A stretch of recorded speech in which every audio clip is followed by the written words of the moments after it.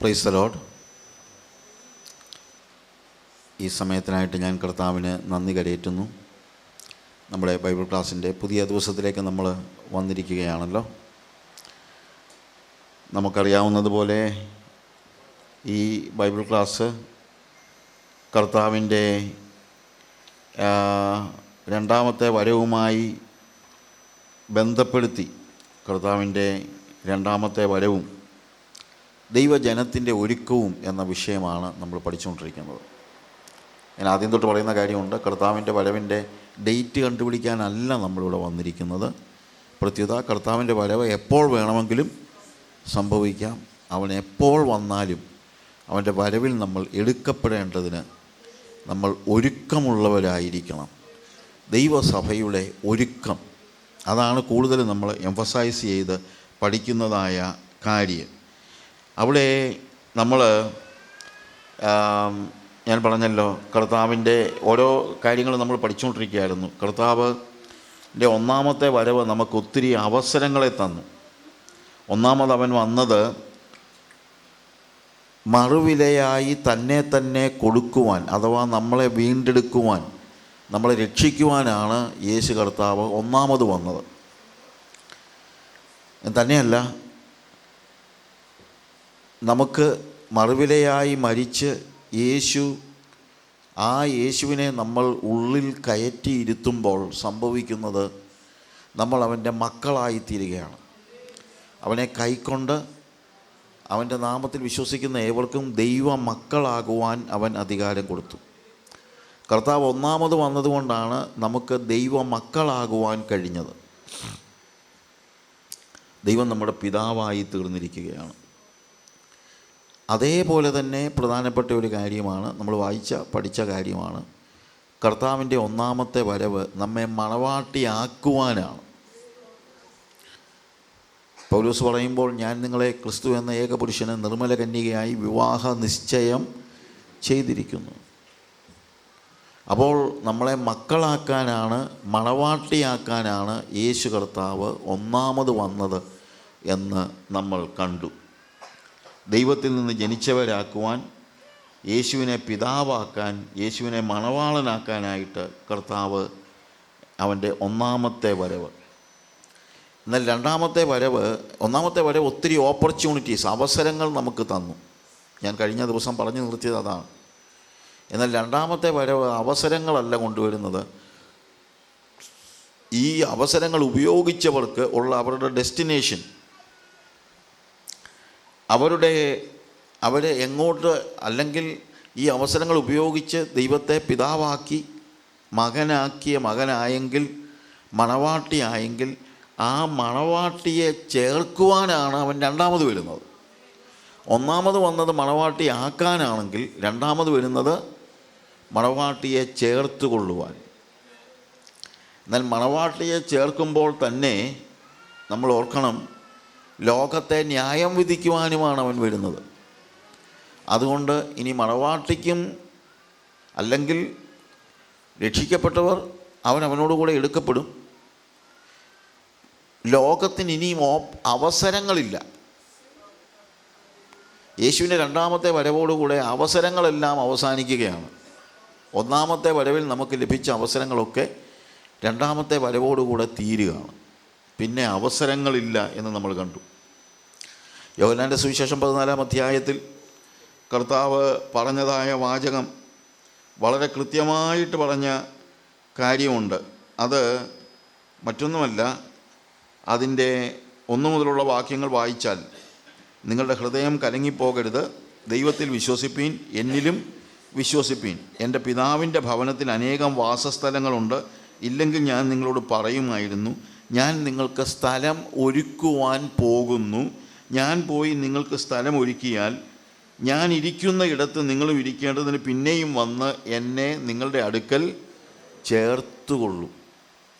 അപ്പോൾ കർത്താവിൻ്റെ രണ്ടാമത്തെ വരവ് നമ്മളെ ചേർക്കാൻ വേണ്ടിയാണ്.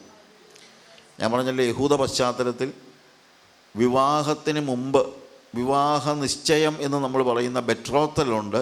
ആ ബെട്രോത്തലിൽ മണവാളൻ വന്ന് ആ അവൻ വിവാഹം കഴിക്കാൻ പോകുന്ന പെൺകുട്ടിയുമായുള്ള വിവാഹ നിശ്ചയം കഴിഞ്ഞാൽ ഉടനെ തന്നെ അവർ മണിയറയിലേക്ക് പ്രവേശിക്കുകയല്ല. മണവാളൻ മടങ്ങിപ്പോകും. മടങ്ങിപ്പോകുന്ന എന്താണെന്ന് ചോദിച്ചു കഴിഞ്ഞാൽ, മണവാളൻ്റെ ഭവനത്തിൽ ചെന്ന് ഈ മണവാട്ടിയെയും കൂട്ടിക്കൊണ്ട് ചെല്ലുമ്പോൾ അവർക്ക് താമസിക്കുവാനും മറ്റുമുള്ള സ്ഥലം ഒരുക്കിയിട്ട് പിന്നീടാണ് മണവാളൻ വരുന്നത്. ആ മണവാളൻ വരുന്ന ഡേറ്റ് ഒന്നും പറഞ്ഞൊന്നുമല്ല. പണ്ട് വാട്സാപ്പൊന്നും ഇല്ലല്ലോ. ഞാൻ 17-ാം തീയതി രാവിലെ വരുമെന്ന് പറയാനൊന്നും വാട്സാപ്പൊന്നും ഇല്ലല്ലോ.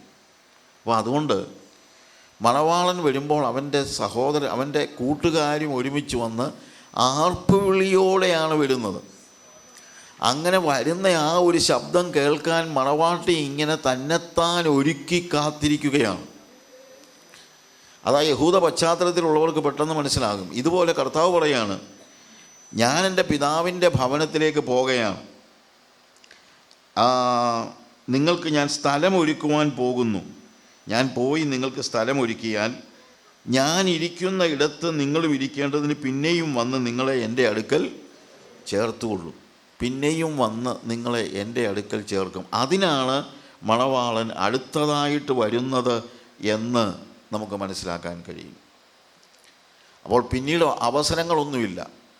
ഒന്നുകിൽ മണവാളനോട് ഒരുമിച്ച് യുഗായുഗം നമ്മൾ അവൻ്റെ ഭാര്യയായി, കാന്തയായി നമ്മൾ വാഴും. അതാണ് നമുക്കുള്ള അവസ്ഥ. എന്നാൽ മറ്റുള്ളവർക്ക് എന്താണ്? അവർക്ക് ന്യായവിധിയാണ് വരുന്നത് എന്നുള്ളത് നമ്മൾ മനസ്സിലാക്കണം.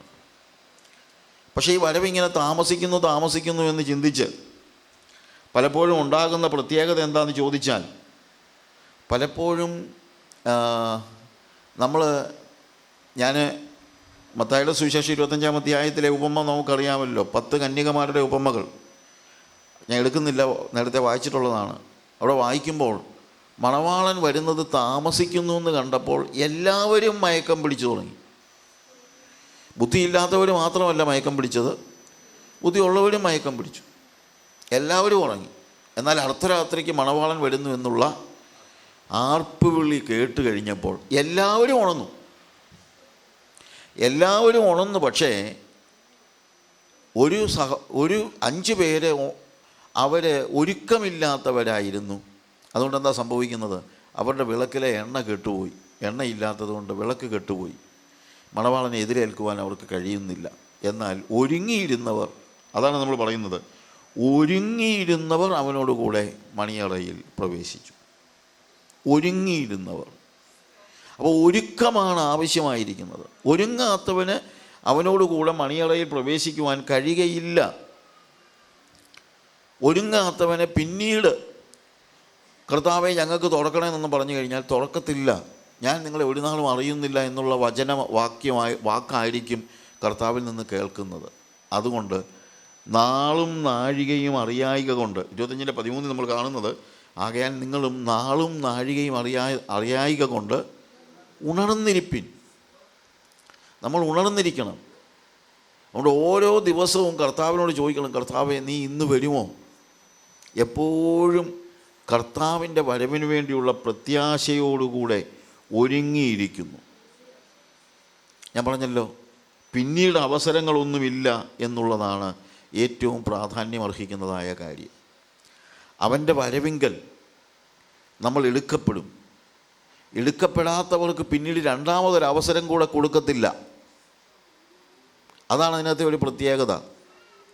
നമ്മൾ പിള്ളേരൊക്കെ പരീക്ഷ എഴുതി അഡ്മിഷന് വേണ്ടിയൊക്കെ പോകുമ്പോൾ ആദ്യത്തെ ഇതിനകത്ത് നല്ല മാർക്ക് വാങ്ങിക്കുന്നവർക്കെല്ലാം അഡ്മിഷൻ കിട്ടും. അത് കഴിഞ്ഞ് കുറച്ച് കഴിഞ്ഞിട്ട് വീണ്ടും ചിലപ്പം കുറച്ച് പേരെ കൂടെ കയറ്റും. പക്ഷേ ഇവിടെ വീണ്ടും കുറച്ച് പേരെ കൂടെ ഒന്നും കയറ്റത്തില്ല. അങ്ങനൊരു പരിപാടിയൊന്നുമില്ല. ഒരുങ്ങിയിരുന്നവർ അവനോട് കൂടെ. രണ്ടാമത്തെ വരവ് എന്ന് പറയുന്നതാണ്.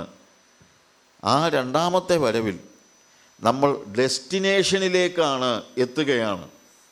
മണവാട്ടിക്ക് കാന്തനോട് ഒരുമിച്ചുള്ള സഹവാസം. കാന്തയുടെ കല്യാണം വന്നിരിക്കുകയാണ്. കുഞ്ഞാടിൻ്റെ കല്യാണം വന്നിരിക്കുന്നു. അവന് യുഗായുഗങ്ങൾ പിന്നീട് കാന്തനോടൊപ്പം വസിക്കുന്നതാണ് നമ്മൾ കാണുന്നതായ കാര്യം. അതേസമയം ലോകത്തിന് ന്യായവിധി എന്നുള്ളതാണ് നമുക്ക് മനസ്സിലാക്കാൻ കഴിയുന്നത്. യോഹന്നാന്റെ സുവിശേഷം 5-ാം അധ്യായത്തിൽ അതിൻ്റെ 28 മുതലുള്ള വാക്യങ്ങൾ വായിക്കുമ്പോൾ അവിടെ കാണുന്നത്, ഇതിങ്കൽ ആശ്ചര്യപ്പെടരുത്, കല്ലറകളിലുള്ളവർ എല്ലാവരും അവൻ്റെ ശബ്ദം കേട്ടു. നന്മ ചെയ്തവർ ജീവനായും തിന്മ ചെയ്തവർ ന്യായവിധിക്കായും പുനരുത്ഥാനം ചെയ്യുവാനുള്ള നാഴിക വരുന്നു. അവൻ നന്മ ചെയ്തവർ, അവൻ്റെ മണവാട്ടിയായവർ, അവർ എന്താണ് ജീവനായും തിന്മ ചെയ്തവർ ന്യായവിധിക്കായും. മണവാട്ടിക്ക് ജീവനാണ്, മണവാട്ടിക്ക് പുതിയ ജീവിതമാണ്, നിത്യജീവനാണ്, നിത്യതയിലേക്കുള്ള പ്രവേശനമാണ്. പക്ഷേ അങ്ങനെ അല്ലാത്തവർക്ക് ന്യായവിധിയാണ് വരുന്നത് എന്നുള്ളത് നമ്മൾ മനസ്സിലാക്കണം. ന്യായവിധി വരുന്നു. ഈ ബോധ്യം നമുക്കുണ്ടായിരിക്കണം. ഇനി കർത്താവിൻ്റെ ഒന്നാമത്തെ വരവ് ഞാൻ പറഞ്ഞല്ലോ. ആ കർത്താവിൻ്റെ ഒന്നാമത്തെ വരവാണ് നമ്മുടെ വിശ്വാസത്തിൻ്റെ അടിസ്ഥാനം. That is the foundation of our faith. നമ്മുടെ വിശ്വാസത്തിൻ്റെ അടിസ്ഥാനം എന്ന് പറയുന്നത് കർത്താവിൻ്റെ ഒന്നാമത്തെ വരവാണ്. നമ്മളൊക്കെ വിശ്വാസികളാണ്. ഈ വിശ്വാസികളാണെന്ന് പറയുന്നത് എന്തുകൊണ്ടാണ് നമുക്ക് വിശ്വാസികളാകാൻ പറ്റിയത്? യേശു കർത്താവ് വന്നതുകൊണ്ട്. യേശുവിൻ്റെ വരവിൻ്റെ ഓരോ കാര്യങ്ങളും നമ്മുടെ ഫെയ്ത്തിൻ്റെ, നമ്മുടെ വിശ്വാസത്തിൻ്റെ അടിസ്ഥാനമാണ്. യേശുവിൻ്റെ ജനനം, യേശുവിൻ്റെ ജീവിതം, യേശുവിൻ്റെ മരണം, യേശുവിൻ്റെ ഉയിർത്തെഴുന്നേൽപ്പ്, യേശുവിൻ്റെ സ്വർഗാരോഹണം, ഈ ഒന്നാമത്തെ വരവ്, അതിലൂടെ കർത്താവ് നിർവഹിച്ച അവൻ്റെ ആ ഒരു ജീവിതം മുഴുവൻ, ജനനം, ജീവിതം, മരണം, ഉയിർത്തെഴുന്നേൽപ്പ്, സ്വർഗാരോഹണം, ഇതിൻ്റെ അടിസ്ഥാനത്തിലാണ് നമ്മളുടെ വിശ്വാസം മുഴുവൻ ഉറച്ചിരിക്കുന്നത്. ഈ കാര്യത്തിലാണ് നമ്മുടെ വിശ്വാസത്തിൻ്റെ അടിസ്ഥാനം അതായിരിക്കണം. നമ്മുടെ വിശ്വാസത്തിൻ്റെ അടിസ്ഥാനം ഇതിനകത്ത് ഏതെങ്കിലും ഒന്നുകൊണ്ട് നമ്മൾ മാത്രം ഉണ്ടാകരുത്. ഇത് മുഴുവൻ അവൻ്റെ ജനനം, ജീവിതം, മരണം, ഉയിർത്തെഴുന്നേൽപ്പ്, സ്വർഗാരോഹണം, ഈ എല്ലാ ബേസിലും ഇതിനകത്തെല്ലാം ചേർന്നാണ് നമ്മുടെ വിശ്വാസത്തിൻ്റെ അടിസ്ഥാനം, ഫൗണ്ടേഷൻ ഓഫ് അവർ ഫെയ്ത്ത്.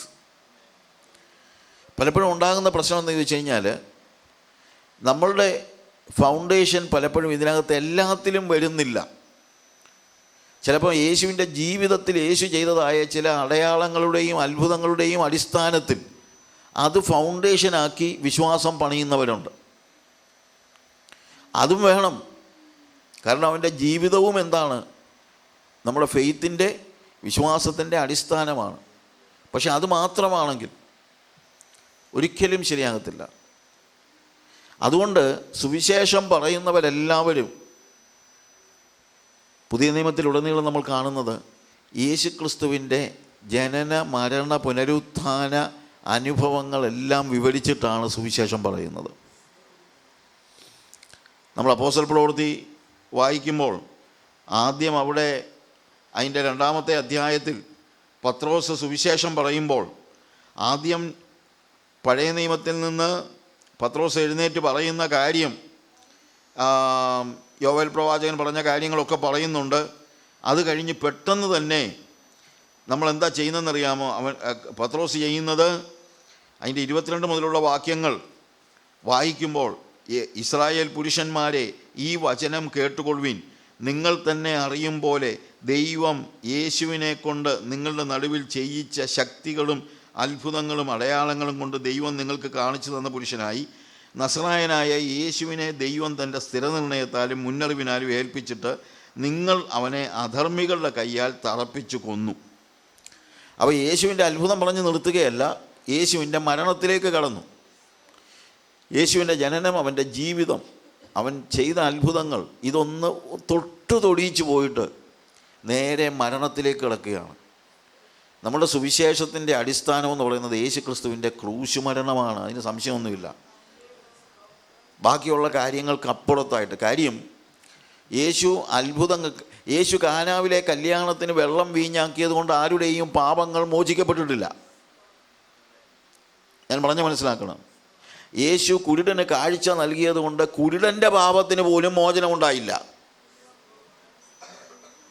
നമ്മൾ ചിന്തിക്കുന്നത് പോലെ രോഗസൗഖ്യം പ്രാപിച്ചാൽ ഉടനെ തന്നെ നമ്മുടെ പാപമോചനം അതിനോട് ചേർന്ന് നടക്കുന്നില്ല. അത് യേശുവിൻ്റെ മരണവുമായി ബന്ധപ്പെടുത്തിയാണ്. അത് മനസ്സിലാക്കാതെ, അതറിയാതെ, അതിനെക്കുറിച്ചുള്ള തിരിച്ചറിവുണ്ടാകാതെ നമുക്ക് ശരിയായ നിലയിലുള്ള പാപമോചനം ഉണ്ടാകത്തില്ല. പലപ്പോഴും ഇന്നത്തെ പ്രശ്നം, സുവിശേഷ യോഗങ്ങളിൽ പോലും ക്രൂശ് പ്രസംഗിക്കപ്പെടുന്നില്ല. ക്രൂശ് പ്രസംഗിക്കപ്പെടാത്തത് കൊണ്ട് കർത്താവ് ചെയ്ത അത്ഭുതങ്ങൾ, അടയാളങ്ങൾ മാത്രമാണ് എല്ലാവരും പറയുന്നത്. പക്ഷേ പത്രോസ് അങ്ങനല്ല. പത്രോസ് പറയുകയാണ്,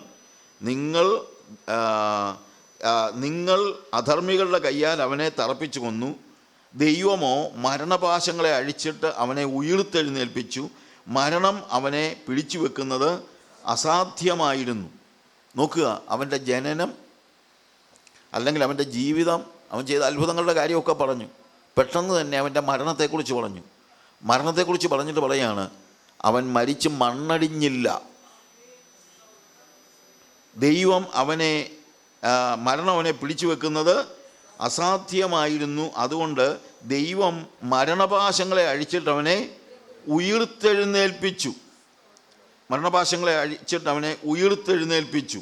പിന്നെ ആ കാര്യങ്ങളെല്ലാം ഞാൻ വിശദമാക്കുന്നില്ല. അവിടെ നമ്മൾ പറയുകയാണ്, അവന് പറയുന്നത് 31-ാമത്തെ വാക്യത്തിൽ, അവനെ പാതാളത്തിൽ വിട്ടുകളഞ്ഞില്ല, അവൻ്റെ ജഡം ദ്രവത്വം കണ്ടതുമില്ല എന്ന് ക്രിസ്തുവിൻ്റെ പുനരുത്ഥാനം മുമ്പ് കൂട്ടി പ്രസ്താവിച്ചു. ഈ യേശുവിനെ ദൈവം ഉയിർത്തെഴുന്നേൽപ്പിച്ചു, അതിന് ഞങ്ങൾ സാക്ഷികളാകുന്നു. അവൻ്റെ ഉയിർത്തെഴുന്നേൽപ്പിനെക്കുറിച്ച് പറയുകയാണ്. കാര്യം വിശ്വാസത്തിൻ്റെ അടിസ്ഥാനം അവൻ്റെ ജനനം, ജീവിതം, മരണം, ഉയിർത്തെഴുന്നേൽപ്പ്. സുവിശേഷം പറയുമ്പോൾ ഇതെല്ലാം പറയണം. ഇന്ന് പലപ്പോഴും സുവിശേഷ പ്രസംഗത്തിൽ അങ്ങനെ ഹോളിസ്റ്റിക് ആയിട്ട് യേശുവിനെ പരിചയപ്പെടുത്തുന്നത് കുറഞ്ഞു വരിക. ഏതെങ്കിലും ഒരു ഭാഗം മാത്രം പറഞ്ഞാണ് നമ്മൾ ഈ കാര്യങ്ങൾ പറയുന്നത്. ഈ യേശുവിനെ ദൈവം ഉയിർത്തെഴുന്നേൽപ്പിച്ചു, അതിന് ഞങ്ങൾ എല്ലാവരും സാക്ഷികൾ ആകുന്നു. അവൻ ദൈവത്തിൻ്റെ വലത്ത് ഭാഗത്തേക്ക് ആരോഹണം ചെയ്ത്, പരിശുദ്ധാത്മാവെന്ന വാഗ്ദത്തം ആരോഹണം ചെയ്തു. അപ്പം ഉയിർത്തെഴുന്നേൽപ്പ് മാത്രമല്ല, അവൻ്റെ സ്വർഗാരോഹണത്തെക്കുറിച്ചും പത്രോസ് പറയുന്ന സുവിശേഷത്തിലുണ്ട്. നമ്മൾ ഈ വേദഭാവമൊക്കെ ഒന്ന് വായിച്ചാൽ നമുക്ക് മനസ്സിലാകും എന്താണ് സുവിശേഷം, സുവിശേഷ പ്രസംഗം എങ്ങനെ നടത്തണമെന്നൊക്കെ ഉള്ളത് വളരെ കൃത്യമായിട്ട് പത്രോസിൻ്റെ ആദ്യത്തെ പ്രസംഗത്തിൽ തന്നെ നമ്മളിതെല്ലാം കാണുന്നുണ്ട്. പൗലോസിൻ്റെ പ്രസംഗങ്ങളിലും കാണുന്നുണ്ട്. വളരെ സോളിഡായിട്ടുള്ള ഒരു പ്രസംഗമാണ് പത്രോസ് പെന്തിക്കോസ്ത് നാളിൽ നൽകുന്നത് എന്ന് നമ്മൾ മനസ്സിലാക്കണം. അതിന് ഞങ്ങൾ എല്ലാവരും സാക്ഷികൾ ആകുന്നു. അവൻ ദൈവത്തിൻ്റെ വലത്ത് ഭാഗത്തേക്ക് ആരോഹണം ചെയ്ത് പരിശുദ്ധാത്മാവെന്ന വാഗ്ദത്തം പിതാവിനോട് വാങ്ങി നിങ്ങൾ കാണുകയും കേൾക്കുകയും ചെയ്യുന്നത് പകർന്നു തന്നു. എന്നിട്ട് താഴോട്ട് വായിക്കുമ്പോൾ 36-ാമത്തെ വാക്യത്തിൽ, ആകയാൽ നിങ്ങൾ ക്രൂശിച്ച ഈ യേശുവിനെ തന്നെ ദൈവം കർത്താവും ക്രിസ്തുവുമാക്കി വച്ചിരിക്കുന്നുവെന്ന് ഇസ്രായേൽ ഗൃഹമൊക്കെയും നിശ്ചയമായി അറിഞ്ഞുകൊള്ളട്ടെ. ഇവിടെ പറയുന്ന വാക്ക് കേട്ട് കഴിഞ്ഞാൽ, നിങ്ങൾ ക്രൂശിച്ചവനായ ഈ യേശുവിനെ, ശരിക്കും പറഞ്ഞു കഴിഞ്ഞാൽ ഈ ഓടിക്കൂടിയവരൊക്കെയാണോ യേശുവിനെ ക്രൂശിച്ചത്? യഹൂദന്മാരവനെ ക്രൂശിച്ചു എന്നുള്ളത് ശരിയാണ്. പക്ഷേ വേറൊരു കാര്യമുണ്ട്, ഈ ഓടിക്കൂടിയ പലരും പാവങ്ങളാണ്, അവരല്ലല്ലോ ക്രൂശിച്ചത്. പക്ഷെ അതിനൊരർത്ഥമുണ്ട്. യേശു ക്രൂശിക്കപ്പെട്ടത് നിങ്ങൾ മുഖേനയാണ്. നിങ്ങൾ പാപം ചെയ്തുകൊണ്ട് നിങ്ങൾക്ക് പകരമായിട്ടാണ് യേശു ക്രൂശിക്കപ്പെട്ടത്. എൻ്റെ ഒരു സുഹൃത്ത്, ഒരു പാസ്റ്റർ അരുണാചൽ പ്രദേശിലുണ്ട്. അദ്ദേഹം ഒരിക്കൽ നടന്നു വന്നപ്പോഴത്തേക്ക് ഒരു കള്ളുകുടിയൻ എതിരെ വന്നു. കയ്യിലൊരു പിച്ചാത്തിയുമായിട്ടൊക്കെയാണ് വരവ്. പാസ്റ്റർ അടുത്ത് വന്നു കഴിഞ്ഞിട്ട് ഇവനിങ്ങനെ ആടി നിന്നുകൊണ്ട് പറയുക, പാസ്റ്ററെ ഇപ്പം പറയണം, യേശുവിനെ ക്രൂശിച്ചതാരാ? കത്തോലിക്കനാണോ ബാപ്റ്റിസ്റ്റുകാരാണോ? കത്തോലിക്കനാണോ ബാപ്റ്റിസ്റ്റുകാരാണോ?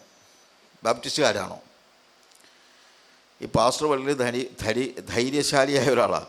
അദ്ദേഹം പേടിച്ചൊന്നുമില്ല. അദ്ദേഹം പറഞ്ഞു, എടാ, കത്തോലിക്കരുമല്ല ബാപ്റ്റിസ്റ്റുകാരുമല്ല യേശുവിനെ ക്രൂശിച്ചത്. യേശുവിനെ ക്രൂശിച്ചത് നീയാടാ, നിന്റെ പാപമാടാ, മുഴുവൻ അവിടെ എന്ന് പറഞ്ഞു. ഈ പാപം പിച്ചാത്തി എടുത്ത് കളഞ്ഞേച്ച് മുട്ടുകൂത്തി നിന്നു. യേശുവിനെ ക്രൂശിച്ചത് ബാപ്റ്റിസ്റ്റുകാരുമല്ല, കത്തോലിക്കരുമല്ല. യേശുവിനെ ക്രൂശിച്ചത് നീയാ. നിന്റെ പാപമാണ് യേശുവിനെ ക്രൂശിക്കാൻ കാരണമായത്. അതാണ് സുവിശേഷം. അതാണ് നമ്മുടെ വിശ്വാസത്തിൻ്റെ അടിസ്ഥാനം. എൻ്റെ പാപങ്ങൾക്ക് പകരമായി യേശു കർത്താവ് മരിച്ചു എന്ന് പറയുന്നതാണ്. ഇത് പ്രസംഗിക്കണം, ഇത് പറയണം, ഇത് അറിയിക്കണം. അല്ലാതെ ഉഴപ്പിപ്പരട്ടി ഒരാൾ പ്രസംഗിച്ച ഞാൻ കേട്ടതാ, അദ്ദേഹം പറയാണ്, നീ യേശുവേ എന്നൊന്ന് വിളിച്ചാൽ മതി, നീ സ്വർഗത്തിലാ. യേശുവേ എന്നൊന്ന് വിളിച്ചാൽ മതി, നീ സ്വർഗത്തിലാന്ന്. വെറുതെ യേശുവേ എന്ന് വിളിച്ചത് കൊണ്ട് മാത്രം കാര്യമില്ല. നമ്മൾ തിരിച്ചറിയണം, യേശുവിൻ്റെ ജീവിതമാണ് നമ്മുടെ ഫെയ്ത്തിൻ്റെ അടിസ്ഥാനം. അവൻ്റെ മരണമാണ്, അവൻ്റെ ഉയിർത്തെഴുന്നേൽപ്പാണ്, അവൻ്റെ ജീവിതം മുഴുവൻ നമ്മുടെ വിശ്വാസത്തിൻ്റെ അടിസ്ഥാനമാണ്. ആകയാൽ നിങ്ങൾ ക്രൂശിച്ച ഈ യേശുവിനെ തന്നെ ദൈവം കർത്താവും ക്രിസ്തുവുമാക്കി വെച്ചുവെന്ന് ഇസ്രായേൽ ഗൃഹമൊക്കെയും നിശ്ചയമായി അറിഞ്ഞുകൊള്ളട്ടെ. ഇത് കേട്ടിട്ട് അവർ ഹൃദയത്തിൽ കുത്തുകൊണ്ടു.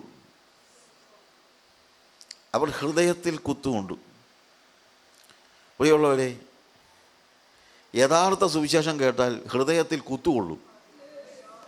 പക്ഷേ ഇപ്പോഴത്തെ സുവിശേഷം കേട്ടാൽ ഭയങ്കര സന്തോഷമാണ്, ചിരിച്ചോണ്ടാണ് നടക്കുന്നത്.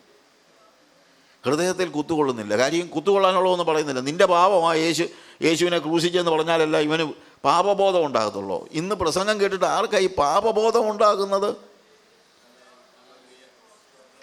പാപബോധം ഉണ്ടാകുന്നില്ലല്ലോ. ഒരു ആത്മാർത്ഥമായ പാപബോധം, ശരിയായ പാപബോധം ഉണ്ടാകണമെങ്കിൽ യേശുവിൻ്റെ ജീവിതത്തെ, അവൻ്റെ ഒന്നാമത്തെ വരവിലൂടെ സംഭവിച്ച മുഴുവൻ കാര്യങ്ങളെയും നമ്മൾ പറഞ്ഞ് പഠിപ്പിക്കണം. ഇന്ന് പാപബോധം എന്ന് പറഞ്ഞൊരു കാര്യമേ ഇല്ല. പണ്ടൊക്കെ സുവിശേഷ പ്രസംഗം നടന്നു കഴിഞ്ഞാൽ ആളുകൾ കരച്ചിലാണ്. പക്ഷെ ഇന്നിപ്പോൾ പാപബോധമൊന്നും ഉണ്ടാകുന്നില്ല. പണ്ടത്തെ ഉപദേശിമാരൊക്കെ പാപബോധം ഇല്ലാത്തവനെയൊന്നും അക്സെപ്റ്റ് ചെയ്യത്തൊന്നുമില്ലായിരുന്നു. സാധു കൊച്ചുകുഞ്ഞു ഉപദേശി ഞങ്ങളുടെ വീടിൻ്റെ മുറ്റത്ത് വെച്ച്, എൻ്റെ ഗ്രാൻഡ് അങ്കിളാണല്ലോ, എൻ്റെ ഗ്രാൻഡ് ഫാദറിൻ്റെ അളിയനാണ്. അപ്പോൾ അദ്ദേഹം ഞങ്ങളുടെ വീടിൻ്റെ മുറ്റത്ത് വെച്ച് നടത്തിയ ഒരു കൺവെൻഷൻ്റെ കാര്യം നമ്മുടെ വീട്ടിലെ കഥകൾക്കകത്ത് പറയുന്ന ഒരു കഥയുണ്ട്. കൊച്ചുകുഞ്ഞു ഉപദേശി പ്രസംഗം കഴിഞ്ഞ് ആളുകളെ വിളിച്ചപ്പോഴത്തേക്ക് ഒരുത്തൻ എഴുന്നേറ്റ് നിന്ന് പറഞ്ഞു, കുഞ്ഞുഞ്ഞെന്ന് പറഞ്ഞു, ഞങ്ങളുടെ അയലോക്കക്കാരനാണ്. കുഞ്ഞുഞ്ഞു പറഞ്ഞു, ഞാനൊരു മഹാപാപിയായിരുന്നു, കർത്താവ് എന്നെ രക്ഷിച്ചു. ഇപ്പോഴത്തെ ഉപദേശിമാരെ പോലൊന്നുമല്ല, അന്നത്തെ ഉപദേശിമാർ നല്ല സ്ട്രോങ് ആയിട്ടുള്ള ഉപദേശിമാരാണ്. പുള്ളിക്കാരൻ എഴുന്നേറ്റ് നിന്നു, കൊച്ചുകുഞ്ഞു ഉപദേശി, എന്നിട്ട് ചോദിച്ചു, എടാ കുഞ്ഞുഞ്ഞേ, നീ എന്നാ പാപമാടാ ചെയ്തത്, പറഞ്ഞേച്ചിരുന്നാൽ മതി എന്ന് പറഞ്ഞു. അങ്ങനെ ഉഴപ്പിത്തിരിഞ്ഞൊന്നും പറയണ്ട, നീ എന്നാ പാപമാണ് ചെയ്തത്, പറഞ്ഞേച്ചിരുന്നാൽ മതിയെന്ന്. അപ്പോൾ ചെയ്ത പാപം പറയാൻ പറ്റുമോ? വാഴക്കൊല മൂട്ടിച്ചത് പറഞ്ഞാൽ വാഴക്കൊല തിരിച്ചു കൊടുക്കണ്ടായോ? ചെലവില്ലാത്ത പാപബോധമാണ് ഇന്ന് പലർക്കും ഉള്ളത്. ചെലവില്ല. ഇനി വേറെ പല കാര്യങ്ങൾ ചെയ്തിട്ടുണ്ട്, അത് പറഞ്ഞാൽ വീട്ടിൽ കയറ്റത്തില്ല. അപ്പോൾ ഇതൊന്നും മിണ്ടാൻ പറ്റാത്തത് കൊണ്ടാണ് പുള്ളി പറഞ്ഞത്, ഞാനൊരു വലിയ പാപിയായിരുന്നു, കർത്താവ് എന്നെ രക്ഷിച്ചു. കൊച്ചുകുഞ്ഞു ദേശി പറഞ്ഞു, എടാ കുഞ്ഞുഞ്ഞെ, നീ എന്നാ പാപമാണ് ചെയ്തതെന്നുള്ളത് പറഞ്ഞിട്ട് ഇരുന്നാൽ മതിയെന്ന്. അവന് പറയാനൊന്നുമില്ല. പിന്നോട് പറഞ്ഞു, ഉപദേശി, ഞാൻ ഒത്തിരി ബീഡിയൊക്കെ വലിച്ചിട്ടുണ്ടെന്ന്. അതിപ്പോൾ എപ്പോഴും എല്ലാവരും കണ്ടതൊക്കെയാണല്ലോ, ഇല്ലേ? ബീഡി വലിച്ചതാന്നുള്ള പാപം, ഇരിയടാ അവിടെ എന്ന് പറഞ്ഞു. ബീഡി വലിച്ചത് പാപമല്ലാഞ്ഞിട്ടല്ല, ഉപദേശിക്ക് മനസ്സിലായി ഇവന് പാപബോധം ഉണ്ടായിട്ടില്ല. നമ്മൾ സുവിശേഷം പ്രസംഗിച്ചാൽ പാപബോധമുണ്ടാകണം, ആളുകൾ കരയണം. ക്രൂശ് പ്രസംഗിച്ചാലേ, അത് എൻ്റെ പാപങ്ങൾക്ക് പകരമായി യേശു മരിച്ചു എന്നുള്ള വിവരം പറഞ്ഞാലേ ഒരു മനുഷ്യന് പാപബോധമുണ്ടാകത്തുള്ളൂ. അത് യേശുവിൻ്റെ ഒന്നാമത്തെ വരവുമായി ബന്ധപ്പെടുത്തിയാണ് നമ്മളിത് വിശദമാക്കുന്നത്. ആളുകൾ പൊട്ടിക്കരയുന്നതായ അനുഭവം, ആളുകൾ പൊട്ടിക്കരയുന്ന ഒരു അനുഭവം. അത് വളരെ അത്യാവശ്യമായ കാര്യമാണ്. പഴയ കാലത്തെ മീറ്റിങ്ങുകളിലൊക്കെ ആളുകൾ പാപബോധത്താൽ പൊട്ടിക്കരയുമായിരുന്നു. ഇവരും വന്നിട്ട് ചോദിക്കുക, സഹോദരന്മാരെ, ഞങ്ങൾ എന്ത് ചെയ്യണം? What shall we do? ഞങ്ങൾ എന്ത് ചെയ്യണം? ഹൃദയത്തിൽ കുത്തുകൊണ്ട് പത്രോസിനോടും ശേഷം അപ്പോസ്തലന്മാരോടും, സഹോദരന്മാരെ, പുരുഷന്മാരെ, ഞങ്ങൾ എന്ത് ചെയ്യേണ്ടു എന്ന് ചോദിച്ചു. ഇന്നത്തെ പ്രസംഗം കേട്ട് കഴിഞ്ഞാൽ ആൾക്കാർ വന്ന് ചോദിക്കും, ഓക്കെ, ഞങ്ങൾ യേശുവിനെ സ്വീകരിക്കാം, ഞങ്ങൾക്ക് എന്തോ കിട്ടും. കാര്യം കിട്ടുന്ന കാര്യമാണല്ലോ പറയുന്നത്, ചെയ്യേണ്ട കാര്യം പറയുന്നില്ല. ഇന്നത്തെ ഒരു വലിയ പ്രശ്നം, റെസ്പോൺസിബിലിറ്റീസ് ആരും പറയുന്നില്ല, പ്രിവിലേജസ് മാത്രമേ പ്രസംഗിക്കുന്നുള്ളൂ. നിനക്കത് കിട്ടും, ഇത് കിട്ടും, ഇന്ന് രാത്രി യേശു വന്നിട്ടുണ്ട്, നിനക്ക് പണം തരാൻ, നിനക്ക് കാറ് തരാൻ, നിനക്ക് വീട് തരാൻ. അപ്പം കേൾക്കുന്നവനെല്ലാം ഇത് ഒരു നല്ല പരിപാടിയാണ്, എന്തോ എനിക്ക് കിട്ടും കിട്ടും കിട്ടും. എടാ, നീ ചെയ്യേണ്ട കാര്യം പറ. ചെയ്യേണ്ട കാര്യം പറഞ്ഞപ്പോഴോ ഞങ്ങൾ എന്താ ചെയ്യേണ്ടതെന്ന് ചോദിച്ചപ്പോൾ പത്രോസ് എന്നാ പറഞ്ഞു? ഈ സ്തോത്ര കാഴ്ച പാത്രത്തിലേക്ക് നിൻ്റെ മാല പൊട്ടിച്ചിട, ഈ സ്തോത്ര കാഴ്ച പാത്രത്തിലേക്ക് നിൻ്റെ കാശ് കൊണ്ടിടുന്നു വല്ലതും പത്രോസ് പറഞ്ഞു. ഇന്നൊക്കെ അതൊക്കെയാണ് പറയുന്നത്. സ്തോത്രകാഴ്ച പാത്രത്തിൽ എന്തൊക്കെ ഇടണം, ഇതൊക്കെയാണ് പറയുന്നത്. പ്രിയമുള്ളവരെ, ഞാനിതൊക്കെ പറയുന്നത് നമ്മൾ വഞ്ചിതരാകരുത്. യഥാർത്ഥ സുവിശേഷം പ്രസംഗിച്ചപ്പോൾ അവർ ചോദിച്ചു, ഞങ്ങൾ എന്ത് ചെയ്യണം? ഒന്നും ചെയ്യണ്ട എന്നല്ല പത്രോസ് പറഞ്ഞത്, സ്തോത്രകാഴ്ച കൊണ്ടിടാനല്ല പറഞ്ഞത്. എന്താ പറഞ്ഞത്? പത്രോസ് അവരോട്, നിങ്ങൾ മാനസാന്തരപ്പെട്ട് നിങ്ങളുടെ പാപങ്ങളുടെ മോചനത്തിനായി ഓരോരുത്തൻ യേശുക്രിസ്തുവിൻ്റെ നാമത്തിൽ സ്നാനമേൽപ്പീൻ, എന്നാൽ പരിശുദ്ധാത്മാവ് എന്ന ദാനം ലഭിക്കും.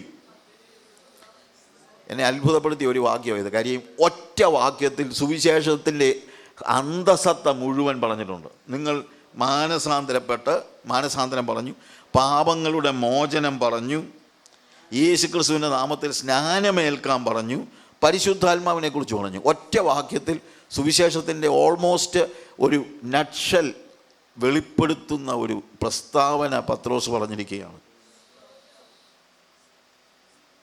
ഇതെല്ലാം നമുക്ക് സംഭവിക്കുന്നത് യേശു കർത്താവ് ഒന്നാമത്തെ വരവാണ്. യേശുവിൻ്റെ ഒന്നാമത്തെ വരവ് ആണ്. അതാണ് നമ്മുടെ വിശ്വാസത്തിൻ്റെ അടിസ്ഥാനം എന്ന് പറയുന്നത്. അതാണ് നമ്മുടെ വിശ്വാസത്തിൻ്റെ അടിസ്ഥാനം. യേശു കർത്താവിൻ്റെ ഒന്നാമത്തെ വരവ്, അതാണ് നമ്മുടെ വിശ്വാസത്തിൻ്റെ അടിസ്ഥാനം. That is the foundation of our faith. എന്നാൽ കർത്താവിൻ്റെ രണ്ടാമത്തെ വരവെന്ന് പറയുന്നത് നമ്മുടെ പ്രത്യാശയുടെ അടിസ്ഥാനമാണ്. ഒന്നാമത്തെ വരവ് നമ്മുടെ വിശ്വാസത്തിൻ്റെ അടിസ്ഥാനമാണ്. കർത്താവിൻ്റെ രണ്ടാമത്തെ വരവ് നമ്മുടെ പ്രത്യാശയുടെ അടിസ്ഥാനമാണ്. കാര്യം നമുക്ക് ആകപ്പാടെ ഇനിയുള്ള പ്രത്യാശ എന്ന് പറയുന്നത് എന്തേ ഉള്ളൂ? യേശുവിൻ്റെ വരവ് മാത്രമേ ഉള്ളൂ. വേറെ എന്തോ പ്രത്യാശയാണ് നമുക്കുള്ളത്? ശാസ്ത്രത്തിൽ മനുഷ്യന് പ്രത്യാശയില്ലാതെയായി. രാഷ്ട്രീയത്തിൽ ഇപ്പോൾ നമുക്ക് പ്രത്യാശയില്ല. എന്തിനാ നമുക്കൊരു പ്രത്യാശയുള്ളത്? നമുക്കെന്നല്ല, ലോകത്തിന് പോലും ഒരു പ്രത്യാശയില്ല. ലൗകികരായ ആളുകൾക്ക് പോലും ഇതിനകത്തൊരു പ്രത്യാശയില്ല. മനുഷ്യരുടെ മുഴുവൻ പ്രത്യാശ നഷ്ടപ്പെട്ട ഒരു കാലയളവിലാണ് നമ്മൾ വന്നിരിക്കുന്നത്. അങ്ങനെ ഒരു കാലയളവിൽ ഇനി നമുക്ക് പ്രത്യാശയുള്ളത് എന്തിൽ മാത്രമേ ഉള്ളൂ? കർത്താവിൻ്റെ രണ്ടാമത്തെ വരവ്. അത് നമ്മുടെ പ്രത്യാശയുടെ അടിസ്ഥാനമാണ്. That is the foundation of our hope. It's a foundation of our hope.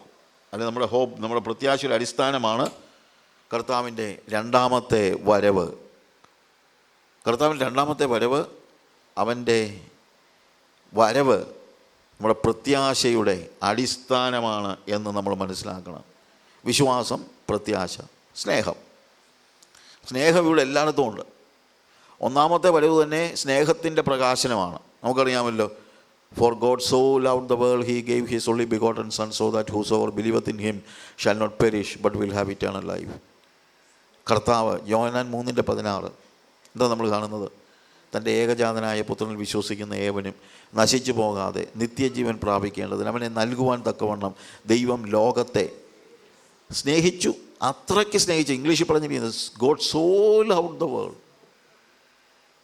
അപ്പോൾ അവിടെ പ്രത്യാശയുണ്ട്. അവൻ്റെ ദൈവം നമ്മെ സ്നേഹിച്ചു. ലവ് എല്ലായിടത്തും ഉണ്ട്, സ്നേഹം എല്ലായിടത്തും ഉണ്ട്.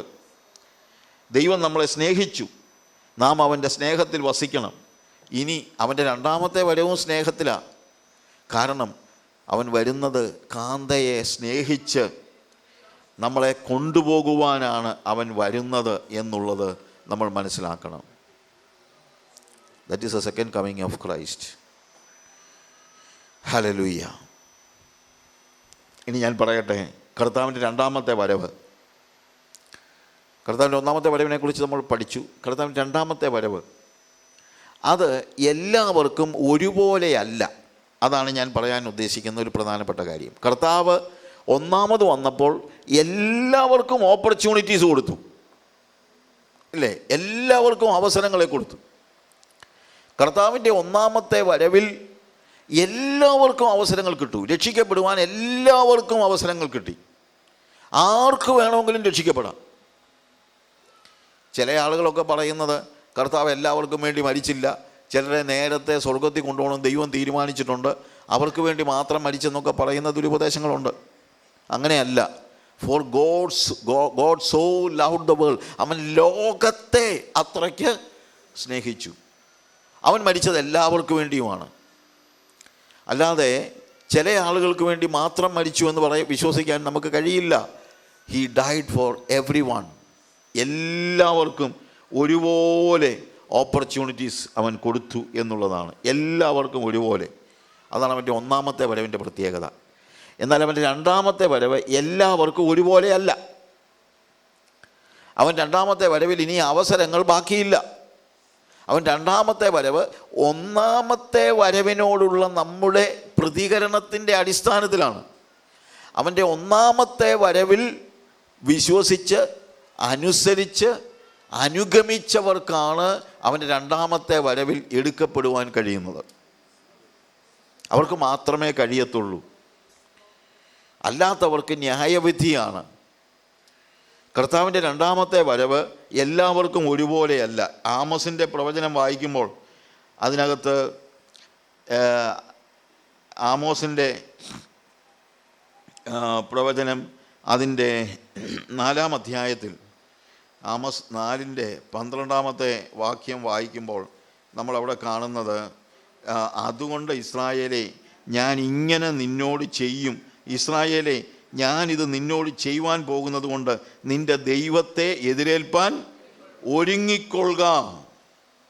നിൻ്റെ ദൈവത്തെ എതിരേൽപ്പാൻ ഒരുങ്ങിക്കൊള്ളുക. നമ്മൾ പലപ്പോഴും ഈ വാക്യം നമ്മളോടുള്ള ഒരു വാക്യമായിട്ട് ചിന്തിക്കാറുണ്ട്. നിൻ്റെ ദൈവത്തെ എതിരേൽപ്പാൻ ഒരുങ്ങിക്കൊള്ളുക എന്ന് പറയുന്നത് നമുക്കും ബാധകമാണ്. എതിരേൽപ്പാൻ നമ്മൾ സന്തോഷത്തോടെ എതിരേൽക്കുക. പക്ഷെ വേറൊരു കാര്യമുണ്ട്, ഈ വാക്യം പറയുന്നത് അഥവാ ആമോസ് പറയുന്നത് അത് ന്യായവിധിയുടെ സന്ദേശമായിട്ടാണ് ആമോസ് പറയുന്നത്. കാര്യം എന്നു ചോദിച്ചു കഴിഞ്ഞാൽ, ഇത് കർത്താവിങ്കിലേക്ക് തിരിയാത്ത, കർത്താവ് അവസരങ്ങൾ കൊടുത്തിട്ടും ഉപയോഗിക്കാത്തവർക്കുള്ള ഒരു ന്യായവിധിയായിട്ടാണ് പറയുന്നത്.